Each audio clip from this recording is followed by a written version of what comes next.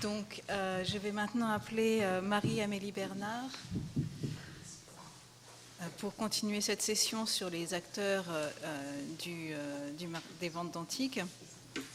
Et donc, Marie-Amélie Bernard, qui est ancienne élève de l'École du Louvre, a soutenu sa thèse en mai 2016 sur Francesco Depoletti en son temps, enquête sur l'archéologie, la collection et la restauration des vases grecs à Rome entre 1820 et 1850, à l'Université Paris 1, Panthéon-Sorbonne et à l'École du Louvre.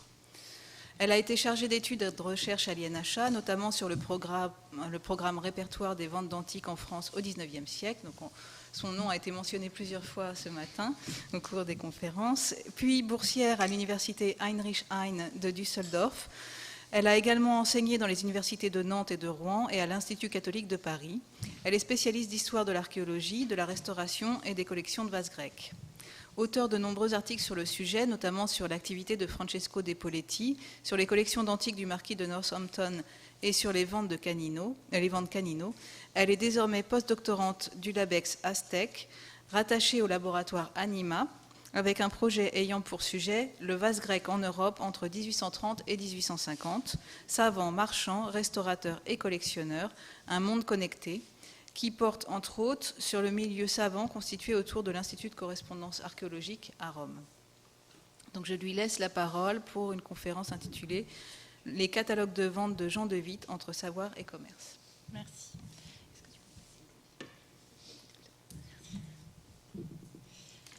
Merci.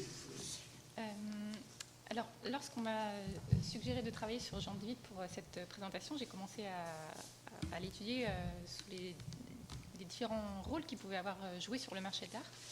Et en fait, 20 minutes ne seraient pas suffisantes pour évoquer toutes ces facettes. Et du coup, je me suis vraiment concentrée sur Jean de Witt en tant qu'auteur de catalogue, parce que ça correspondait bien aussi à ce que j'avais fait en tant que chargée d'études à l'INHA, et qui me semblait utile à tous d'avoir une présentation de ces catalogues que nous utilisons tous, mais dont... je parle plus vite. Donc il me semblait utile d'avoir une présentation de ces catalogues que nous utilisons tous, mais dont nous ne savons pas toujours précisément comment ils ont été constitués et selon quel choix. De Witt a aussi été actif sur le marché en tant que collectionneur, mais pour ce point, je renvoie plutôt aux articles de Sabine Jobert sur la question. Le catalogue est un des éléments importants d'une vente publique. Il permet la préparation aux acheteurs et on garde la mémoire une fois la vente terminée. Jean de Witt a rédigé de nombreux catalogues, cela a été déjà évoqué ce matin, Durand, Magnancourt, Beugnot, mais aussi les catalogues plusieurs catalogues pour les ventes Canino, Castellani et Paravé. Ces catalogues sont célèbres pour le prestige des ventes auxquelles ils sont associés, ainsi que pour leur qualité, car tout en s'insérant dans un dispositif commercial, ils sont aussi des ouvrages savants. Mon propos est justement d'analyser cette articulation entre commerce et savoir. Pour ce faire, je m'appuierai sur les catalogues de vente, mais ferai aussi des comparaisons avec les quelques catalogues non commerciaux de Witt. Et je traiterai principalement des vases grecs, qui est mon domaine d'étude et le domaine d'expertise principal de Jean de Witt. Mon exposé s'appuie sur des ouvrages et articles connus sur la correspondance en cours de dépouillement de Jean de Witt, et également sur des mémoires inédites d'élèves de l'École du Louvre, en particulier Jean de Witt et l'archéologie au XIXe siècle de David Cornillon, que je remercie de m'avoir permis de consulter son travail. Également le mémoire extrêmement utile d'Isabelle Dessy sur les ventes aux enchères à Paris dans la première moitié du XIXe siècle, et le mémoire que nous connaissons tous maintenant de Louise Détresse sur le Chevalier Durand. Et je remercie plusieurs de mes collègues et amis pour les échanges fructueux que nous avons eus dans la préparation de cette communication. Né à Anvers en 1808, Jean de Witt arriva à l'âge de 13 ans à Paris. Il fit des études de philologie, d'histoire et de géographie. Il se consacra toute sa vie à l'archéologie, davantage comme un homme de cabinet et un collectionneur que comme un homme de terrain. Il avait environ 20 ans quand commencèrent les découvertes archéologiques de Vulci, qui mirent au jour des milliers de vases antiques des périodes archaïques et classiques. Au même moment, donc je vous montre là une carte avec Vulci et également Tarquinia et Cerveteri qui donnèrent aussi le nombre des antiquités qui circulèrent sur le marché dans la période qui nous intéresse. Au même moment fut fondé, à l'initiative d'Édouard Gerhardt, l'Institut de correspondance archéologique, premier organe de recherche européen, dans lequel Jean de Witt joua un grand rôle. En 1829, De Witt rencontra chez Edme Durand Charles Lenormand, qui avait accompagné Durand en Italie et en Sicile en 1824. De Witt le considéra toute sa vie comme son maître en archéologie. Il noua également des relations étroites avec Édouard Gerhardt, qu'il guida lors de ses séjours parisiens de 1834 et 1835. Et ses écrits se ressentent aussi de l'influence de Théodore Panofka, notamment dans son penchant pour des explications symbolistes, parfois alambiquées. De Witt fit de nombreux voyages en Europe, certains en compagnie de Charles Lenormand. Il se rendit notamment à Berlin, où il fut accueilli par Panofka et Gerhardt, en Angleterre et surtout en Italie, en Grèce et en Asie mineure. Cela lui permit de voir un nombre considérable de collections, tant publiques que privées. Il participa à la mission de Grèce dont Guizot avait chargé Lenormand, et en 1862, il prit part à l'arrangement de la collection Campana et à la commission pour la répartition entre le Louvre et les musées de province. Membre de l'Institut de correspondance archéologique, il fut également membre de l'Académie royale de Belgique, membre correspondant puis membre associé étranger de l'Académie des inscriptions et belles-lettres. Il se constitua une immense bibliothèque qu'évoque Marchal dans sa notice biographique, disant qu'elle était peut-être la plus riche de France au point de vue de l'étude de l'Antiquité. Durant sa longue vie savante, ses écrits s'étendent sur environ 55 ans, De Witt a vu et examiné un nombre considérable de vases, se formant ainsi un œil remarquable. Il souligna d'ailleurs dans ses écrits l'importance de l'observation directe. L'archéologie a pour but l'étude des monuments de l'Antiquité figurés de tous les âges et de tous les peuples, dit-il. Ce n'est pas dans les livres, les gravures, les dessins, les photographies que l'archéologue doit chercher son instruction. Il doit voir, examiner, étudier, comparer les monuments originaux. Fin de citation. Ses contemporains lui reconnaissaient d'ailleurs son expertise et son premier biographe, Marchal, écrivit « Il avait une grande sûreté de coup d'œil, une finesse d'appréciation remarquable et une profonde connaissance des vases peints qui avaient déjà passé entre ses mains. » Lui-même collectionneur et actif sur le marché des antiquités, De Witt fit des dons au cabinet des médailles de la Bibliothèque nationale, au Louvre et en Belgique. Parmi ses très nombreuses publications, citons des contributions régulières pour le bulletin et les annales de l'Institut de correspondance archéologique, la direction de plusieurs revues et surtout sa collaboration avec Charles Lenormand pour l'élite des monuments céramographiques, un ouvrage important pour l'étude des vases grecs en France. De Witt a rédigé ses premiers catalogues de vente dans les années 1830. D'abord, il a publié un premier catalogue pour une vente Canino en 1834, puis les catalogues des ventes Durand en 1936, Canino 1837, 1840 et 1845, Magnancourt en 1839, Begnaud en 1840. Il poursuivit cette activité jusqu'à la fin de sa vie de manière régulière avec 9 publications entre 1848 et 1886. On sait que De Witt avait été choisi par Durand pour faire le catalogue de sa collection et je renvoie aux recherches de Louise Détresse sur le sujet. Le projet était alors de faire un catalogue raisonné et non pas un catalogue de vente.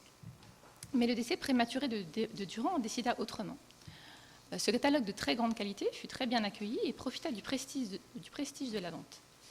Il établit durablement la renommée de Witt pour ce genre d'ouvrage et explique certainement qu'on l'ait ensuite sollicité à de nombreuses reprises. Il y a là un effet d'imitation et l'espoir que le prestige de la collection Durand rejaillisse, via le rédacteur du catalogue, sur les œuvres proposées à la vente.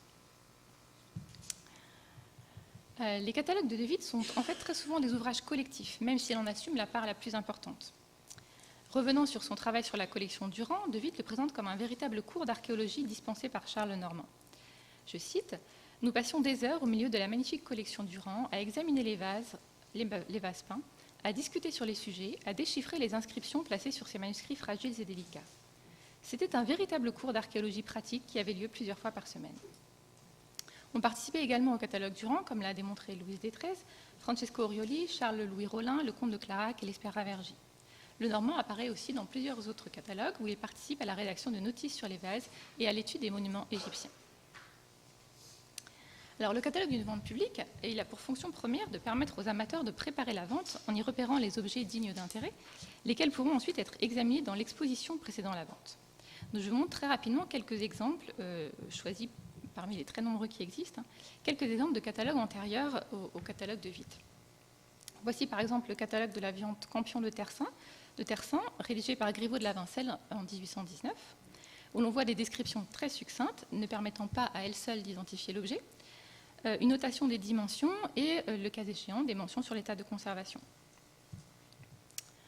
un extrait du catalogue de la vente du Fourni par Dubois en 1819, où là encore, on a des descriptions très succinctes qui permettent difficilement une identification. Et de même pour la vente de noms, des descriptions, là aussi, qui sont vraiment très courtes. Les catalogues rédigés par De Witt sont très différents de ces quelques exemples, car ils sont beaucoup plus complets. Le basculement s'opère avec le catalogue Durand de 1836. Ceci s'explique de deux manières. D'une part, le projet initial était celui d'un catalogue raisonné, pour lequel De Witt avait déjà travaillé au moment de la mort de Durand. Et d'autre part, la volonté de Witt était de faire de ces catalogues de vente des ouvrages qui durent et qui soient destinés, je cite, aux amateurs, aux vrais connaisseurs et aux savants.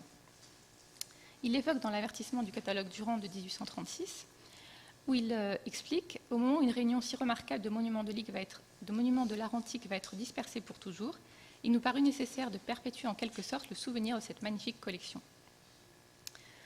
Il en parle également dans sa correspondance, notamment dans une lettre à Gerhardt du 23 janvier 1837, dans laquelle il déplore que le bulletin de l'Institut de correspondance archéologique n'ait pas mentionné le catalogue Durand et demande une petite notice pour faire de la publicité parce qu'explique-t-il, les ouvrages archéologiques se vendent avec peine. Il considérait donc bien que ce catalogue serait utile à la science au-delà de la vente. Mais en souhaitant... Vous m'entendez pas ?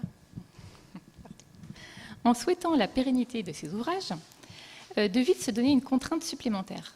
Les catalogues n'étant pas illustrés, s'ils doivent devenir des références, il faut que les descriptions y soient extrêmement précises afin que les objets puissent être identifiés. Il a de ce point de vue parfaitement rempli sa mission, comme le soulignait Friedrich Welcker dans une lettre de Witt en 1836, citée par Louise XIII. Pour la plupart des vases, dit-il, il me semble, en lisant la description, d'avoir devant moi, bien que dans l'éloignement, les monuments mêmes. Fin de citation. Donc, De Witt a réussi à créer cette mémoire de la collection via ces descriptions. Et donc, voyons un peu plus en détail comment il a procédé. Alors, chacune des notices est organisée sur le même modèle, comportant un numéro, un renvoi à la forme du catalogue, avec ou non un nom conventionnel, l'indication de sa technique, de son lieu de découverte et parfois de son lieu de production. Vient ensuite une description très minutieuse et parfois très longue. Là, j'ai pris un exemple de notice courte. Donc, une description très minutieuse des personnages avec leurs attitudes, les détails de leurs vêtements, leurs attributs. Les animaux et les objets ne sont pas négligés et les inscriptions sont également relevées avec une transcription en grec et leur traduction en français. La notice se termine par les dimensions de l'objet et parfois par une remarque sur ses qualités esthétiques ou techniques, ses restaurations ou la rareté de son iconographie. Voilà. Chaque image reçoit une interprétation basée sur son analyse et éventuellement sur la comparaison avec d'autres œuvres et le renvoi à des publications antérieures, de nombreuses notes de bas de page. Et donc, on peut, grâce à ces descriptions très précises, identifier un nombre considérable de vases sans difficulté majeure. Enfin, les années avançant, le pédigré de l'œuvre se fait de plus en plus fréquent, avec donc la liste successive des collections. Les notices sont donc rédigées avec une grande précision et De Witt s'efforce de ne rien négliger. Cette méthode permet de reconnaître même des œuvres qui peuvent être relativement communes avec une iconographie assez courante. Je vous en montre ici un exemple. On a ici donc une amphore à figure noire avec un combat d'Hercule contre 3 Amazones. Le héros est barbu, coiffé de la peau du lion et armé du carquois et de l'épée. Une des Amazones est terrassée. 2 ont des casques, des lances, des cnémides et des tuniques courtes. Leur bouclier rond offre un trépied et des globules. La 3e Amazone est vêtue d'une tunique courte et munie du bonnet phrygien et d'un carquois. Elle s'enfuit du combat en se retournant vers ses compagnes. Voilà, donc cette iconographie relativement fréquente est quand même reconnue sans difficulté grâce à cette description si précise. Et donc c'est un exemple parmi d'autres, mais dans tous les catalogues de De Witt, on pourrait faire la même démonstration. Alors le vocabulaire, il se veut très précis et il est parfois, pour reprendre l'expression indulgente de Dominique Briquel, quelque peu abscon. Les termes employés sont rares aujourd'hui, mais ils n'étaient pas non plus courants dans la littérature du XIXe siècle. De ce fait, la lecture des catalogues s'adressait à un public choisi. On remarque que parmi les nombreux sujets représentés sur les vases, De Witt porte un intérêt particulier aux scènes mythologiques, ce qui s'accorde bien à la lecture iconographique qu'il fait des vases et au caractère symboliste qu'il donna à ses travaux. Les scènes érotiques sont-elles mentionnées, mais de manière toujours plus brève et avec parfois un jugement moral, ce qui est par ailleurs assez courant dans la littérature de cette époque. Comme on l'a déjà constaté dans les notices précédentes, De Witt contourne longtemps le problème de la désignation des vases. Dans les années 1830 et 1840, le vocabulaire employé était problématique. Le système que nous utilisons, composé de mots tirés du grec utilisés de manière conventionnelle, était en train de se mettre en place. Mais certains savants voulaient retrouver les mots employés dans l'Antiquité et donner à chaque forme un nom précis. Théodore Panofka consacra un ouvrage à la question et proposa pas moins de 106 noms différents, ce qui suscita une vive polémique avec les trônes. Édouard Gerhardt, à son tour, entra dans l'arène en défendant son ami, mais en proposant aussi un système plus simple. Pour éviter toute complication linguistique et aussi tout conflit académique, De Witt utilise souvent le système d'une planche de forme numérotée à laquelle renvoie chaque notice. Le numéro indiqué est parfois complété d'un nom. De Witt indique dans la mesure du possible le site de provenance avec parfois quelques précisions supplémentaires. Toutefois, il y a à cette période et de manière généralisée dans la littérature une confusion entre lieu de provenance, style et lieu de fabrication. Il y a consensus sur le fait que les vases découverts en Étrurie sont grecs, mais on s'explique mal leur présence sur la terre d'Italie. Les savants proposent différentes thèses. Présence de colonies grecques en Étrurie, présence de Grecs non assimilés dans les cités étrusques, ou bien exportation des vases de la Grèce vers l'Étrurie. Cette dernière hypothèse, formulée dès 1830 par Raoul Rochette, peinant à être acceptée car paraissant trop improbable. Ces incertitudes sur la localisation des ateliers générèrent une grande confusion dans la littérature. La distinction entre lieu de production, lieu de provenance et style était floue, et les textes comportent souvent des indications comme fabrique de Nola ou style de Vulci. L'idée sous-jacente, mais pas toujours explicitée, était la suivante. Nola, Vulci ou la Sicile avaient été des ateliers. Dans l'Antiquité, les amphores, hydries et coupes avaient été exportés vers d'autres sites, et l'on pouvait donc découvrir à Vulci des vases de Nola et inversement. C'est ce que signifient dans les catalogues de De Witt des mentions telles que Beau Marzo, style de Nola. Enfin, on trouve aussi, et ça répond à la question de tout à l'heure de Martine de Noyelles, quelques tentatives d'attribution. De Witt précisant, on est parvenu aujourd'hui à reconnaître presque avec certitude les tableaux de quelques artistes, même quand les noms ne se trouvent pas inscrits à côté des peintures. Par rapprochement avec une amphore du signet du Louvre, il attribue par exemple à Phintias une amphore attique à figure rouge, aujourd'hui considérée comme la main d'Euthymides, une confusion qui ne le déshonore pas. Les notices sont donc le cœur du catalogue, mais elles ne le constituent pas à elles seules. Ces catalogues comprennent en effet une préface ou un avertissement qui présente la collection et son propriétaire avec plus ou moins de détails. Celui de la vente Durand, par exemple, célèbre les qualités du défunt et retrace rapidement l'histoire de sa collection. Celui de la première vente Canino de 1834 explique un peu maladroitement que la vente est comme une vente après décès, sauf que le décédé est en parfaite santé. Bon. Et en revanche, pour la vente de 1837, il évite de telles maladresses et se consacre sur l'histoire des fouilles menées par Lucien Bonaparte. Les catalogues comprennent aussi une table des artistes et une table des matières, renvoyant généralement au sujet mythologique identifié, ainsi que la planche de forme évoquée plus haut. Examinons maintenant un catalogue un peu plus en détail et prenons l'exemple de celui de la vente Beugnot de 1840. On y trouve les vases peints, les verres antiques, les terres cuites, les matières dures, les bronzes, les pierres gravées et bijoux et les mélanges, c'est-à-dire les objets difficiles à classer. Et enfin, les monuments égyptiens. Chaque classe est elle-même subdivisée. Pour les vases, l'organisation est faite de manière thématique, avec d'abord les divinités, puis les héros et la vie civile. Chacune de ces catégories reçoit une nouvelle division en fonction des divinités représentées, des mythes évoqués, etc. Seuls les vases non peints sont classés par production, vous voyez dans la catégorie D, là, vases grecs, vases étrusques, poterie romaine. Le système dominant étant le classement par sujet. De Witt s'était expliqué de ce choix dans la préface du catalogue Durand, expliquant qu'il a rejeté d'autres types de classifications, notamment celle par fabrique, à cause, je cite, des erreurs et de l'arbitraire auxquels cette classification ne peut manquer d'être sujette. On retrouve donc ce système dans la majorité des catalogues des années 1830 et 1840. Il est ensuite progressivement remplacé par une classification qui croise des critères techniques, stylistiques et chronologiques, cette dernière dimension étant de plus en plus marquée. Le catalogue Canino de 1845, par exemple, montre un classement par forme, par technique, puis par sujet. Le catalogue de la collection Campana, donc cette fois-ci pas un catalogue de vente, mais un catalogue de musée. Le catalogue de la collection Campana conjugue technique et lieu supposé de production avec une organisation chronologique allant d'un style dit primitif au vase étrusque de la décadence et à la poterie romaine d'Arezzo. Le catalogue de la vente Paravet suit le même type de modèle. Et celui de la collection de l'hôtel Lambert va plus loin, puisque comme le catalogue de la collection Campana, il est précédé d'une longue introduction sur l'histoire de la céramique. Cet essai d'environ 80 pages aborde des sujets aussi divers que l'histoire des découvertes, les lieux de production, la datation, les formes, les usages, les images, etc. L'approche chronologique est plus marquée que dans les ouvrages précédents. De Witt ne se limite pas à une chronologie relative, mais propose aussi une chronologie absolue, comme vous voyez le passage que j'ai souligné là, sur la diapo. On voit donc comment, sur un peu plus de 50 ans, les catalogues de vente de Witt passent d'une organisation thématique à une présentation chronologique. Le choix d'un classement thématique se retrouve à la même époque dans le catalogue de la collection Pankow par Dubois, donc qu'a évoqué Evelyne Norskopf, et également dans le grand ouvrage de Witt et Lenormand, l'élite des monuments céramographiques.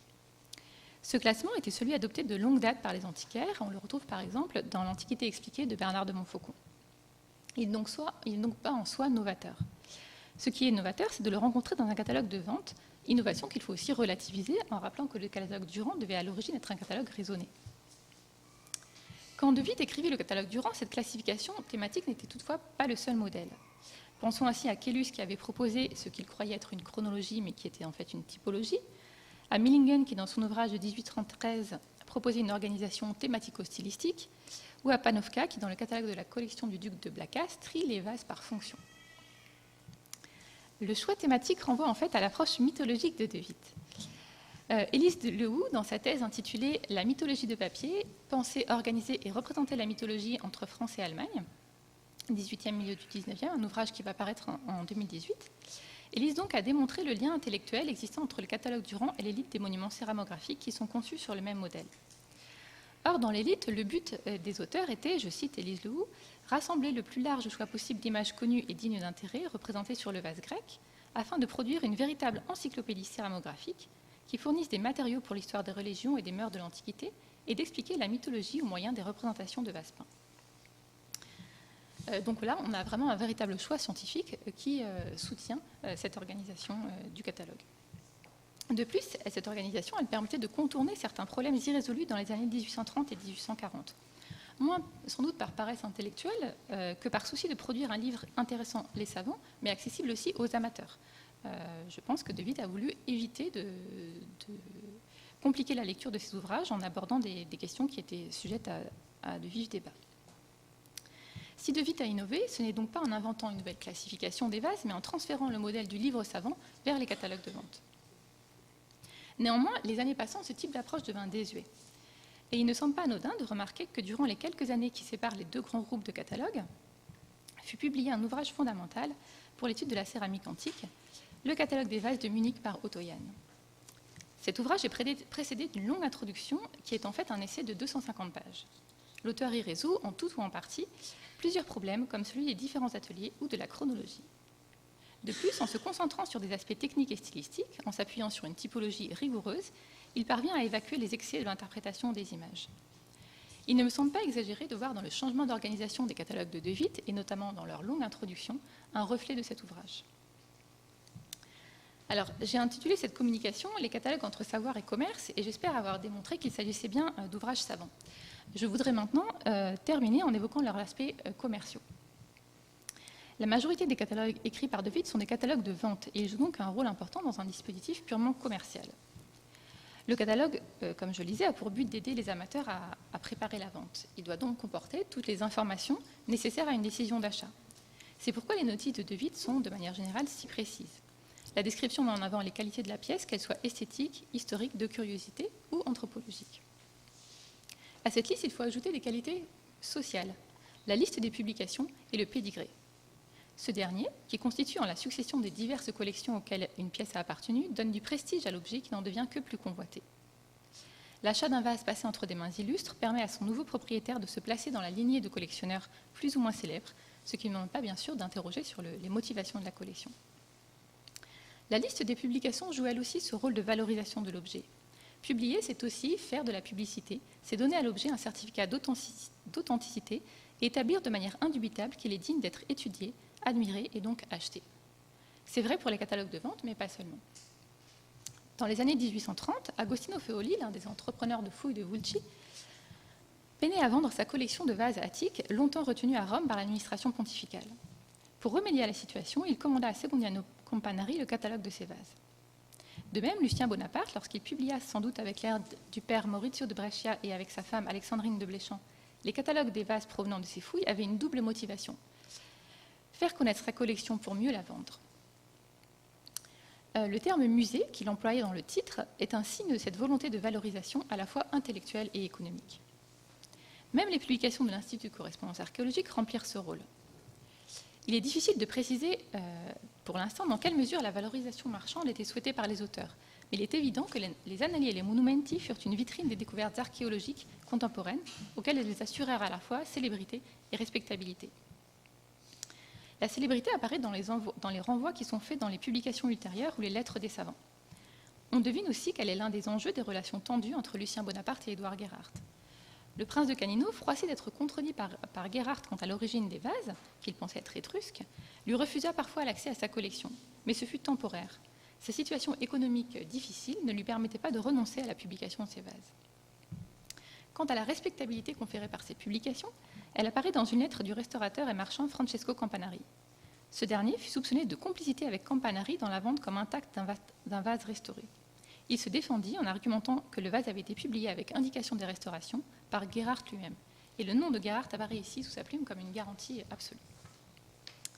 Les catalogues de De Witt s'intègrent donc pleinement dans ce processus et leur auteur joua lui-même un rôle sur le marché. Il fut ainsi l'agent de certains collectionneurs, comme son oncle Héry ou le comte Zielinski, pour qui il acheta de nombreux vases à Naples. Il ne fut pas le seul des savants à être agent.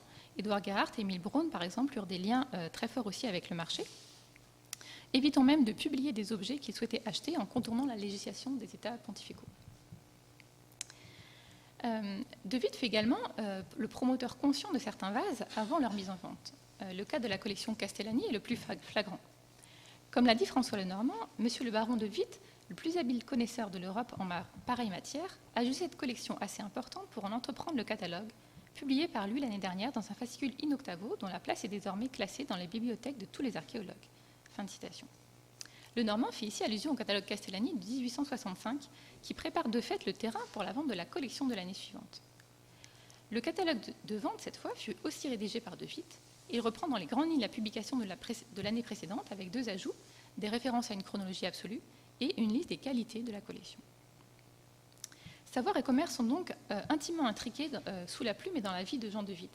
Cette situation qui serait dénoncée de nos jours n'avait rien de choquant au XIXe siècle, mais elle doit nous inciter à enquêter encore sur l'histoire de notre discipline et à interroger toujours la figure tutélaire du savant. Merci pour votre attention.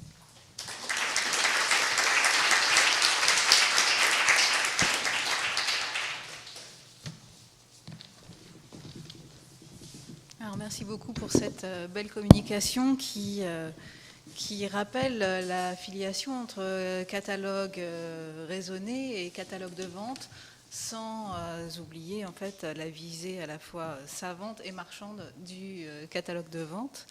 Et je vais peut-être rappeler Vinnie Norskov pour les questions. Est-ce que could you come at the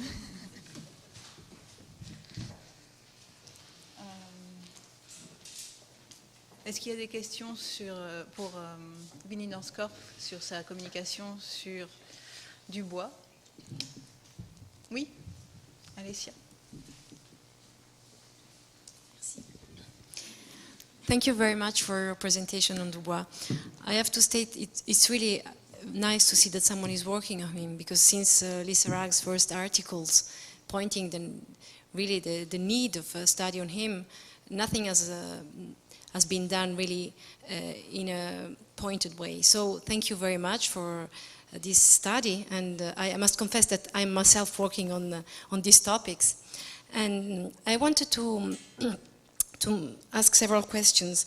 The first one is, maybe I didn't understand properly your table, the one you showed on the sale catalogs. There were some dates of 1809 and 1811. Are those catalogs from Dubois? Or which sales do they belong to? And the 1809 is the one from Baron van Horn von Vosvlok, which was, as I saw en bloc to the Louis Bonaparte. So it's I didn't get the catalog, so I haven't seen it myself, but it is published recently in an article, a discussion about this. And the 11, I can't remember exactly, but I have the list. Also a gem collection.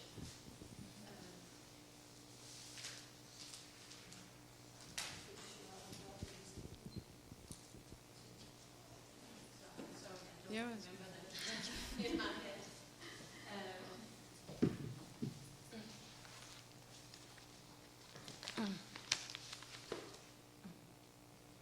Yeah, the Dross. Baron Dross Gros. collection. Oh, yeah. Which The was- history painter, Baron Gros. Yes, Yeah, exactly. okay. Yeah. And I also wanted to ask, as you know, I'm studying some drawings from Dubois belonging to the Choiseul-Gouffier collection, and it really seems they have been done when he was writing the catalogue. Did you find any evidence in your research about other drawings he would have done, as he was a drawer at the beginning, a draftsman at the beginning? And, No, I mean I can see that that he has done some for Milan in the beginning of the of 1802 and 1809, but I don't know where the originals could be for these. And he seems to have been very close to Armand Louis Milan, and there might be some material there, which is I haven't seen any studies of the relationship between Dubois and Milan.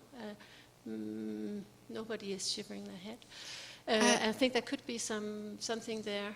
I found that Milan received some drawings from Dubois when he was in Italy.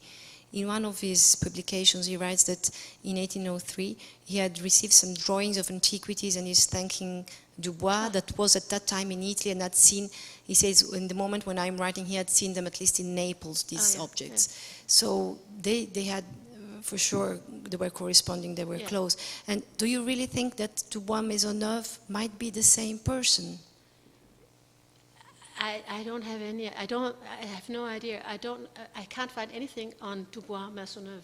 I mean, it's an interesting suggestion. I think. Yeah, he was a publisher more than he was. But I think the text in the Dubois Maisonneuve books have been written by Milan. Also in the later ones, because it's clear that he's publishing the first ones, but in the introduction. He was a publisher. Yeah. He was, yeah. So I don't. It's not the same. No, he's not the same. No.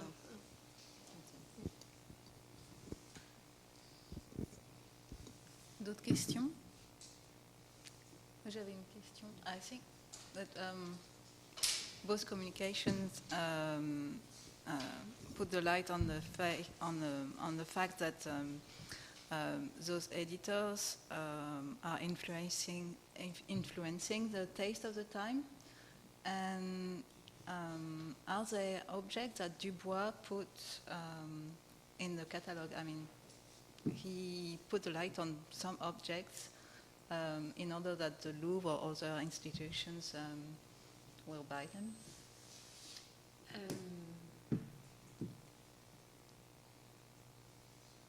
I think that needs a clearer, detailed analysis of some of them. I don't know if he did that. He did at least do a lot behind the scenes in order for them to.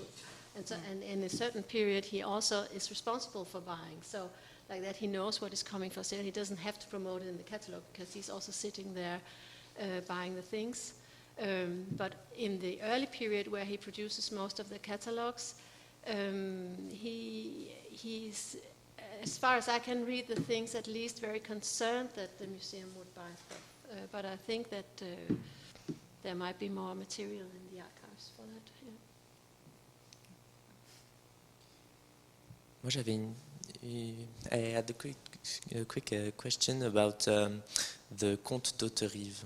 If you have any, I see it's one of the catalog, the Comte d'Hauterive, the catalog that is Dubois is writing in 32, because on working on this sale, we we have found that Antoine Vivenel from Compiègne is buying some of Egyptian canopic urns that are in the collection of the Count of Hauterive. And do you have further information No. about this? No. No. It was a quick question. Yeah, it was so- quick. Bien, d'autres questions? Oui, Alessia? Are you also taking into account Dubois' collection of antiquities, Dubois as a collector himself? Yeah, he has a collection himself, which is sold in 47 after his death. And one thing I would like to do is to look at him as a buyer, to see what he bought during the period and whether some of it is actually auctioned in some of the auctions he is writing catalogs for, and what might be auctioned there and what is in his own collection. But this is somehow the next step in the look, but I haven't looked at it yet.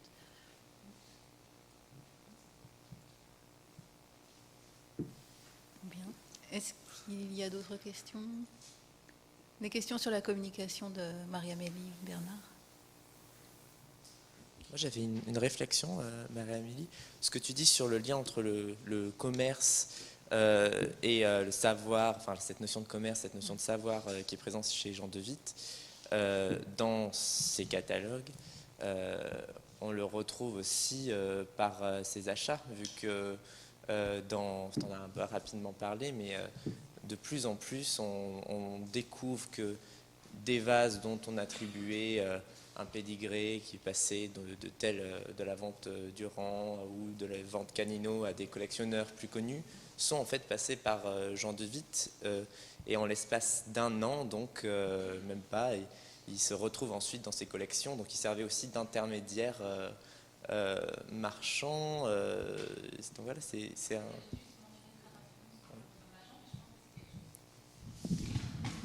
Pardon, j'ai mentionné rapidement son rôle en tant qu'agent, mais c'est quelque chose qui mériterait d'être creusé et de voir effectivement dans quelle mesure elle n'a pas été lui-même un peu marchand aussi finalement.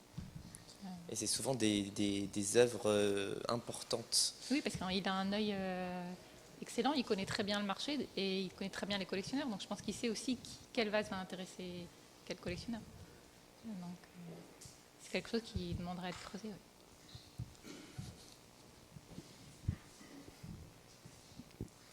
Bonjour. J'avais une question vis-à-vis des notices très détaillées. J'aurais aimé savoir s'il y a une postérité à ça, si d'autres ont repris et ont continué, ou si ça s'est un peu délité avec le temps. Alors, j'ai pas eu le temps pour la présentation de creuser davantage la postérité des catalogues de Witt. Je sais que dans les années 1840, j'ai consulté d'autres catalogues où en fait ces catalogues sont toujours cités comme étant la référence absolue, notamment des catalogues de vente anglaise où on voit que l'auteur, que je n'ai pas pu identifier, mais avait vraiment un exemplaire de Witt sous la main et essayait de s'en inspirer très largement, reprenant parfois certains termes, etc. Il y a vraiment un lien très fort. Je n'ai pas poursuivi l'enquête pour au-delà de la fin des années 1840, mais c'est quelque chose qui mériterait d'être approfondi, effectivement.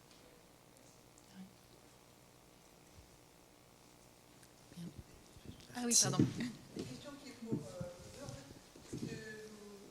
est-ce qu'ils étaient payés, Monsieur de Witt et Monsieur Dubois, pour écrire ces catalogues? Parce que, speaking of the commercial aspect, leur rétribution pour un travail d'étude de grande qualité pour lesquels surtout de Witt était connu, donc c'était effectivement gratifiant d'avoir, et c'était très valorisant pour la collection d'avoir son catalogue fait par de Witt. Leur rétribution pouvait être une rétribution sous forme de ce dont on vient de parler, c'est-à-dire ils connaissaient comme ça les vases de la collection, ils pouvaient éventuellement au moment de la vente en acheter, les rediffuser. Ou alors, il y a un aspect, je pense que, mais on n'aura peut-être pas de preuves là-dessus, je pense qu'il y a une rétribution forcément pour leurs prestations, puisqu'il s'agit quand même de favoriser la vente d'une collection. Est-ce qu'on a le moindre indice? Do we have some clue about the fact that they could have been paid for writing some sale catalogues, either Dubois or Jean de Witt? Alors, j'ai une information qui vient du mémoire de Louise Détresse, où elle a Louise a pu déterminer, enfin, sauf si tu peux l'expliquer toi-même, Louise, mais que De Witt, si tu me corriges si je me trompe, mais De Witt n'a pas reçu d'argent pour le catalogue Durand, mais il a reçu quelques vases. Il a reçu un paiement en nature. Voilà. Ce que Panofka lui a un peu reproché en disant, enfin voilà, ça a même créé des petites incompréhensions apparemment dans le milieu académique. Pour les autres catalogues, pour l'instant, je n'ai encore rien trouvé, mais comme la lecture de la correspondance de De Witt est en cours, j'espère en savoir davantage. C'est intéressant de savoir si les vases pouvaient servir de monnaie d'échange pour l'aspect commercial, parce que ça se pratique aussi encore. C'est-à-dire qu'un marchand peut vous demander une expertise en vous proposant un vase en échange. Voilà. Moi, je pense notamment que pour la collection, enfin pour les bijoux Beugnot que j'ai montrés, ça a été une sorte de rétribution des fouilleurs au vicomte Beugnot qui avait aussi financé la fouille pendant 15 jours, restée infructueuse. Donc ça peut fonctionner aussi pour le fouilleur et l'archéologue à ce moment précis de...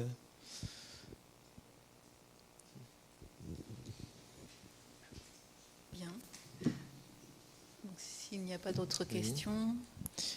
On a fait une petite erreur, on a oublié de présenter Delphine pour l'enregistrement. Donc voilà, Delphine donc, qui a présidé cette session. Elle est spécialiste de peinture murale antique et d'histoire de la restauration. Elle est maintenant maître de conf à l'université Paris 1. Et ce sera fait pour l'enregistrement. Et donc merci, on va clore cette première partie de la session sur les acteurs et on va la reprendre donc à partir de 14h, puisqu'il doit être 1h. Et donc j'invite les communicants et présidentes de séance à venir me voir pour que je leur donne des tickets de cantine pour qu'ils puissent manger à la cantine avec nous. Voilà. Excellente cantine.